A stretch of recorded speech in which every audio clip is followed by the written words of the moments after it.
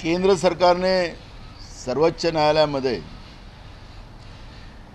जे ॲफिडेविट परवा दाखल केलं त्याच्यामध्ये खोटं ॲफिडेविट त्यांनी दाखल केलं इथं एक सिद्ध झालं आणि त्याच्याही पलीकडे जाऊन सांगितले की सर्वोच्च न्यायालय हे तज्ञ नाही आणि म्हणून कोविडच्या याच्यामध्ये त्यांनी हस्तक्षेप करू नये अशा पद्धतीच्या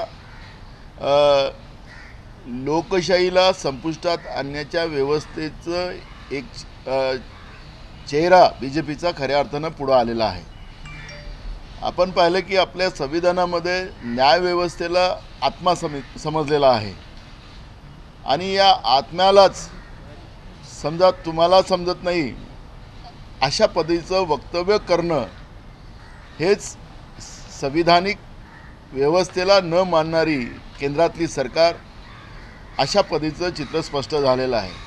आमचा सवाल त्यांना असा आहे की कोलगेटच्या मॅटरमध्ये 2Gच्या मॅटरमध्ये जेव्हा सुप्रीम कोर्ट त्याच्यामध्ये आलेत तर त्यावेळेस अशा पद्धतीचं कुठलंही वक्तव्य केलं गेलेलं नाही। आखरी सुप्रीम कोर्ट असेल की हायकोर्ट असेल न्यायव्यवस्था असेल मी मगाशी सांगितल्याप्रमाणे हे आमच्या संविधानातला आत्मा आहे आणि त्यांना वेळ आलं तर सुप्रीम कोर्टाला केंद्र लोकांच्या जीविताचं रक्षण करू शकत नाही तर त्या ठिकाणी नॅशनल गव्हर्नमेंटही बनवू शकतं एवढा अधिकार सुप्रीम कोर्टला आहे।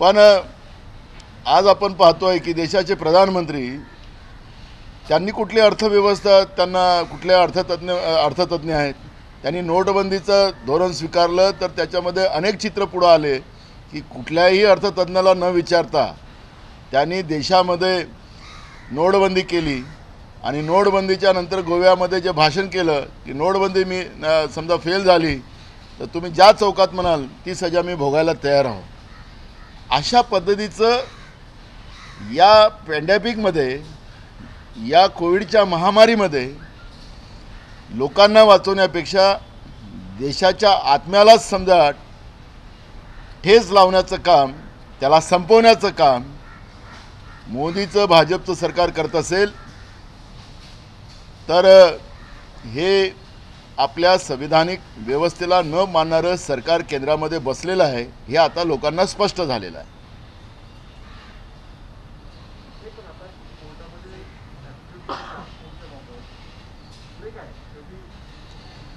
खरं तर केंद्र सरकारने आता जे आहे सध्या जे संविधानिक व्यवस्थेला आणि देशाच्या जनतेच्या जीवाचं रक्षण न करणारे जे सरकार आहे त्यांनी एकदा कोविडच्या बाबतची स्पष्टता हे राष्ट्रीय धोरण व्हावं अशा पद्धतीची भूमिका काँग्रेसच्या वतीनं आम्ही मांडतो आहे।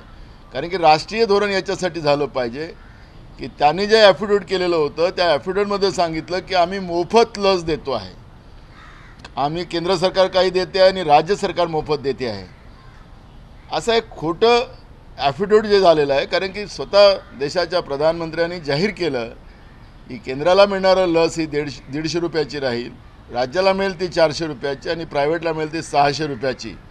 आता राज्य आणि केंद्र जे पैसे देत आहे ते पैसे काही कोणाच्या घरचे नाही या देशाच्या जनतेचे पैसे आहेत आणि जेव्हा देशाच्या जनतेचे पैसे जेव्हा खर्च होत असतील तर आखरी हिशोब त्यांना दिलाच पाहिजे। आपण पाहिलं असेल की हे मी अनेकदा सांगितलं की महामारी आपल्या देशासाठी नवीन नाही। अनेक याच्यामध्ये काँग्रेसचं सरकार असताना राष्ट्रीय धोरणाच्या माध्यमातून देशातल्या सगळ्या लोकांना मोफत लसीकरण झालं त्याचा या पद्धतीचा गाजावाजाही करण्यात आलेला नाही। पण देशाचे प्रधानमंत्री या पद्धतीचं लोकांचे जीव चाललेत पूर्ण देशभरामध्ये चिता पेटताना आपल्याला पाहतो आहे आणि एकीकडे चीनचा कचरा आपल्या देशामध्ये डंपिंग करण्याचं काम केलं जातं आहे आणि म्हणून मी परवाही सांगितलं की 3 चीव देशाच्या प्रधानमंत्र्यांनी या देशाच्या जनतेला दिल्या। एक ची म्हणजे चीनचा डंपिंग कचरा या देशामध्ये आणण्याचं काम तो कचरा इथं आणून डंपिंग करण्याचं काम केलं जाते तो एक ची। दुसरं चिंता आज देशातल्या प्रत्येक लोकांच्या मनामध्ये चिंता आहे आणि दुसरी ची दिला आणि तिसरं चिता आज देशभरामध्ये सगळ्या जिकडे तिकडे आपण पाहिलं तर चिता आपल्या देशामध्ये ऑनलाईन फ्युनरलसाठी लोकांना बुकिंग करावं लागत आहे ही परिस्थिती आज देशात निर्माण झालेली आहे। म्हणून आमची मागणी या ठिकाणी अशी आहे की राष्ट्रीय धोरण लसीकरणाच्या बाबत केंद्र सरकारने त्वरित जाहीर करावं आणि त्याची स्पष्टता लोकांसमोर मांडावी।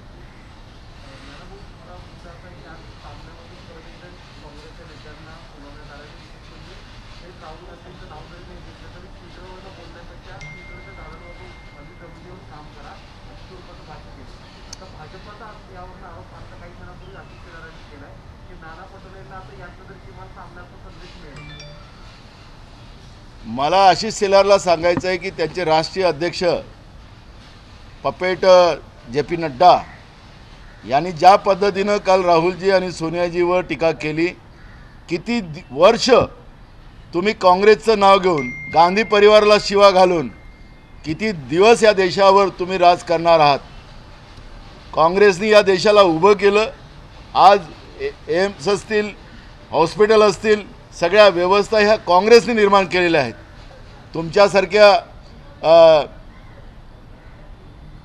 प्रधानमंत्र्यासाठी घर आणि एक नवीन संसद बांधायसाठी त्याला 20,000 कोटी रुपये त्याच्यावर खर्च करताय आणि लसीकरणाला फक्त 35,000 कोटीचं बजेट तुम्ही ठेवताय।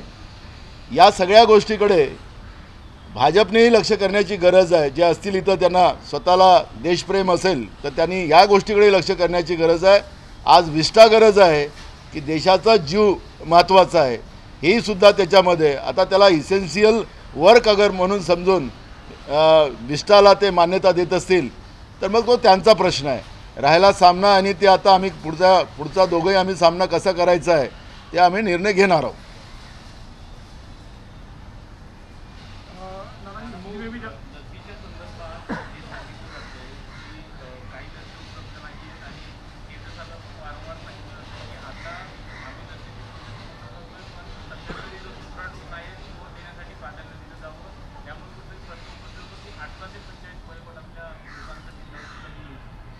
आपण पाहिलं असेल की केंद्र सरकारने परवा जाहीर केलं की 17 कोटी लोकांना आम्ही लस केलेली आहे, अशा पद्धतीचं त्यांनी एक रिपोर्ट आलेला आहे।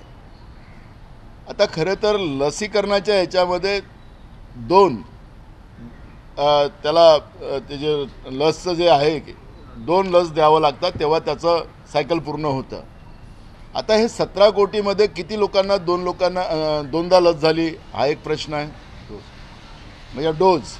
आणि खरं तर 17 कोटी लस हे कुठून आणलेली आहे? कारण की जे काही पुनावाला जाहीर करतोय, हे कोविडशिल्डवाला जाहीर करतोय, तर त्याच्या हिशोबाने तर त्यांनी तेवढी लस दिलीच नाही भारताला। आखरी ही लस आली कुठून? आपल्या देशाला 130 कोटी आपल्या देशाची समजा लोकसंख्या असेल तर 260 कोटी लस डोज आपल्याला लागणार आहे आणि त्याला वेस्टेज अगर पकडलं तर कमीत कमी 300 कोटी लसचे डोज आपल्या देशाला पाहिजे आहे। आज तेवढं लसच आपल्याजवळ उपलब्ध नाही। पुनावाल्यांनी सांगितलं की 26 एप्रिलला आम्हाला केंद्र सरकारने ऑर्डर दिलेला आहे, म्हणजे त्याच्यातही खोटं बोलण्याचं काम। या महामारीत तरी आता खरं बोला, सांगा लोकांना की आमचं चुकलेलं आहे, देशाला माफी तरी मागा। तेही नाही करताना उलटा आपल्या पाठ थोपटायचं आणि सेंट्रल विस्टामध्येच आनंद राहायचा, हे समजा भाजपचं असेल तर लोक कधी माफ या लोकांना करणार नाही।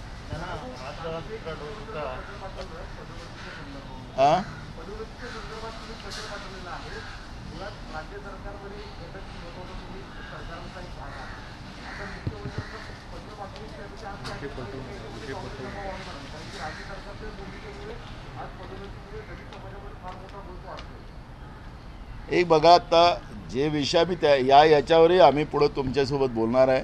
मी तुम्हाला सांगतो की आज लोकांचा जीव वाचवणं महत्त्वाचं आहे। काँग्रेसने आपली भूमिका सरकारमध्ये मांडलेली आहे, त्याच्यावर आम्ही नंतर बोलणार। लोकांची डोस 18 ते 44 वर्षापर्यंत देण्यात येणार होते, ते लसीकरण थांबवलेलं आहे। तर राष्ट्रीय धोरणामध्ये 45 वर्षावरील डोस देणार होते ते पूर्ण झालेले नाही आहे। आता हे राष्ट्रीय धोरण होतं 45 वर्षावरील, आता हे डोस थांबवलेले आहेत। याचा फटका जो आहे तो जनतेला बसत आहे, पण समानता जी आहे केंद्रामध्ये राज्यामध्ये दिसून येत नाही। एक बघा की आपण पाहिलं असेल की पोलिओ डोज असतील, या माता जे आपण त्या याच्यामध्ये दिलेल्या होत्या, त्याच्यामध्ये केंद्र सरकार ज्यावेळेस काँग्रेसचं सरकार असताना त्यावेळेस असा भेदभाव केला गेला नव्हता। एक देश एक त्याचं मोफत देण्याचं जे धोरण होतं ते एक धोरण म्हणून देशात राबवलं. कारण की जेव्हा जेव्हा नॅचरल कॅलॅमिटी येतं, या पद्धतीच्या महामाऱ्या येतात, त्यावेळेस राज्य आणि देश पाहिला जात नाही, त्यावेळेस देश म्हणून काम करायची भूमिका असतं. हे पहिल्यांदा आपल्या देशाच्या स्वातंत्र्यानंतर भाजपचं जे नरेंद्र मोदीचं सरकार देशात आलं, यांनी या पद्धतीचं केंद्र आणि राज्य विभाजन करण्याचं पाप केलेलं आहे.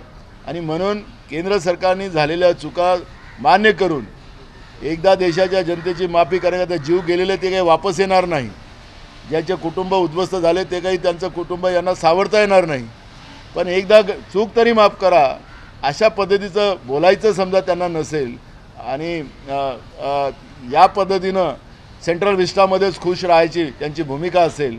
आणि म्हणून काँग्रेसच्या वतीनं राष्ट्रीय लसीकरण धोरण जाहीर केलं गेलं पाहिजे आणि ते जनतेच्या हिताचं केलं गेलं पाहिजे. आणि आम्ही लस कुठून आणणार, काय आणणार याची सगळी माहिती देशाच्या जनतेला दिली गेली पाहिजे.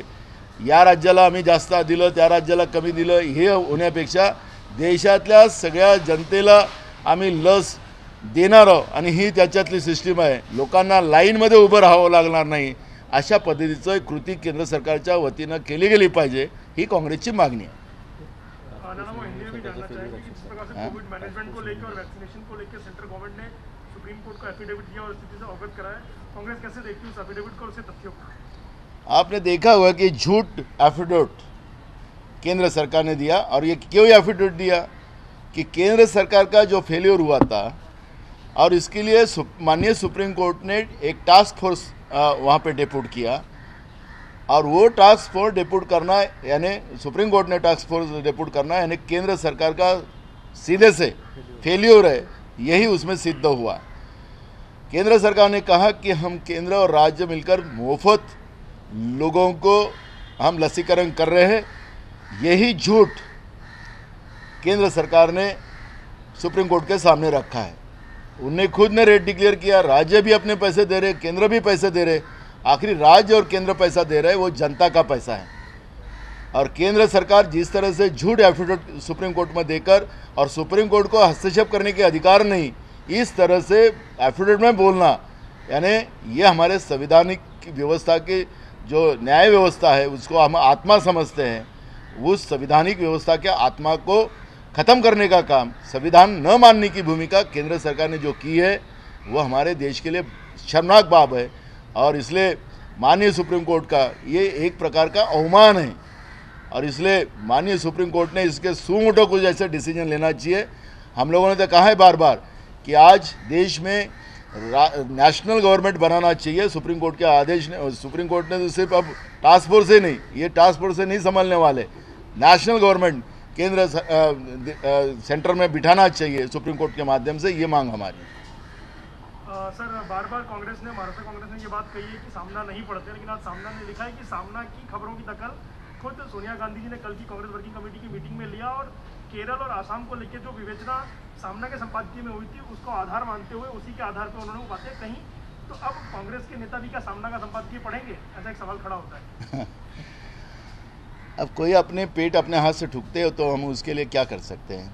रही लेकिन बात कल जो राष्ट्रीय अध्यक्ष है भाजपा के जेपी नड्डा जी, उन्हें राहुल जी और सोनिया जी के ऊपर जिस तरह से उनके जो आज कोविड को ना संभालने के वजह से देश में जो जनता लोगों का जाने गई है, उसका गुस्सा उन्हें सोनिया जी और राहुल जी के ऊपर निकाला. कितने साल तुम कांग्रेस को गाली देकर, कितने साल गांधी परिवार को गाली देकर तुम सत्ता में रहोगे, ये सवाल अब जनता पूछ रही है. 7 साल के हो गए तुम, 7 साल गवर्नमेंट हो गई तुम्हारी, तुमने क्या बनाया, देश को बेचने के सिवाय बीजेपी ने क्या किया ये देश में, ये अब जनता पूछ रही है. आज पहली बार ऐसा हुआ कि इस राष्ट्रीय महामारी में केंद्र सरकार की जवाबदारी जो थी वो संभालने में वो पूरे असफल हुए. और आज कई लोगों की आज अपन देश में देखते हैं कि हम बार बार कहते हैं कि देश में मोदी सरकार ने, भाजपा ने देश को, जनता को क्या दिया, तो चीन का लाया हुआ कचरा का डंपिंग भारत को बनाया. दूसरा चिंता दिया और तीसरा चिता दिया। ऐसे 3 ची जो मोदी जी बताते ना 3 टी का यूज़ करो, तो ये 3 ची ये मोदी जी ने भाजपा ने देश की जनता को दिया। कई लोग आज चिंता में और चिता में, ये दोनों अवस्था में आज देश में देखने को मिल रहे हैं।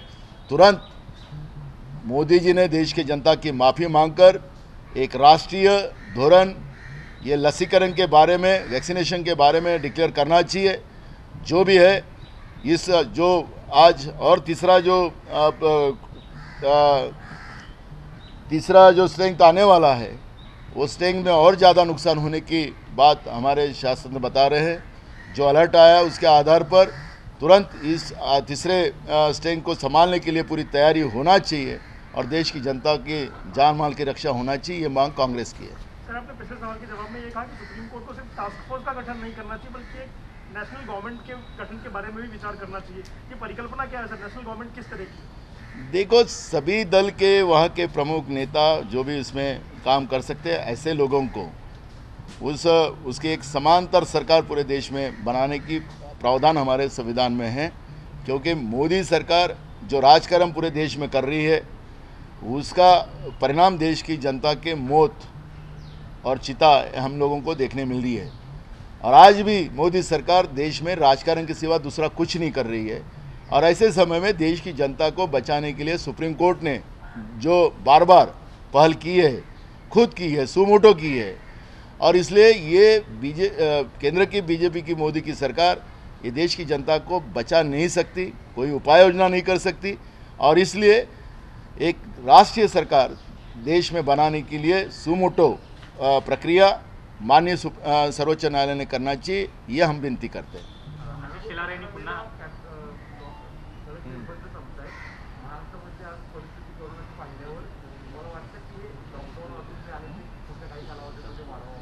आज आता कॅबिनेट आहे आणि कॅबिनेटमध्ये काय जो अहवाल असेल त्याच्या आधारावर आज कॅबिनेट निर्णय घेईल। बघा, आम्हाला लोकांच्या जीविताचा पहिला महत्त्वाचा प्रश्न आहे आणि दुसरा प्रश्न आमचा असा आहे की जे हातावर कमवणारे खाणारे लोक आहेत, जे घरी आहेत, त्यांनाही मदत मिळाली पाहिजे। ही भूमिका काल पण आम्ही मांडली। लॉकडाऊन वाढत असेल तर ह्या सगळ्या व्यवस्था त्याच्यामध्ये पुरवल्या गेल्या पाहिजे। शिलारने आता टीका केलेली आहे की नाना पटोले हे हास्यास्पद कॅरेक्टर आहेत आणि ते एका विनोदी पक्षाचे अध्यक्ष आहेत, विनोदी अध्यक्ष आहेत असं. असं आहे की त्याच्याबद्दलचं मी काही बोलणार नाही, त्याचं नाव न घेता बोलतो।